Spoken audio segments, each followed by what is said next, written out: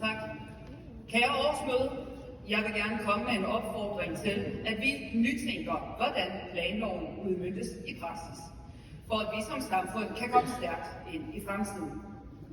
Som borgmesterkandidat, der konstaterer jeg, at vi ser ind i en moderne industrialisering. Vi kan vel kalde det version 2.0.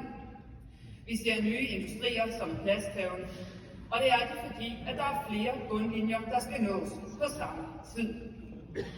Vi står i min kommune med en potentiel investering på 30 milliarder, som kommer til at give op mod 600 nye industriarbejdspladser i området, hvor der ikke er kommet nye industrier i mange år. Men vi risikerer i kommunen, at denne investering falder, hvis ikke der gives en dispensation fra planloven. For når denne nye type pladskrævende virksomheder melder sig på banen, så er de faktisk så geografisk store, at de er på størrelse med en mindre vestjysk landsby. Og dermed bliver princippet i planloven om, at man skal beskytte det åbne land mod uplanlagt og spredt bebyggelse, så der sikres en hensigtsmæssig udvikling af byggeri og livsvilkår, et problem.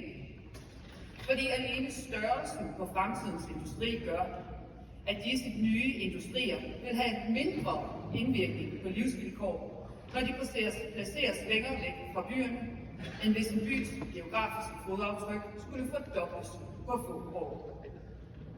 På den korte bane, der håber jeg på en dispensation for den virksomhed, der lige nu er klar til at investere i vores land og i min kommune. Og på den lange bane er det mit håb, at vi som Socialdemokrati vil se på mulighederne for, at der udarbejdes en egentlig modernisering af planloven og en nytænkning af praksis. Vi kan ikke bygge fremtidens Danmark med gårsdagens rammer, og vi skal som Socialdemokrati gå forrest, tage lederskab og skabe en planlov, der giver plads til industrialiseringens version 2.0.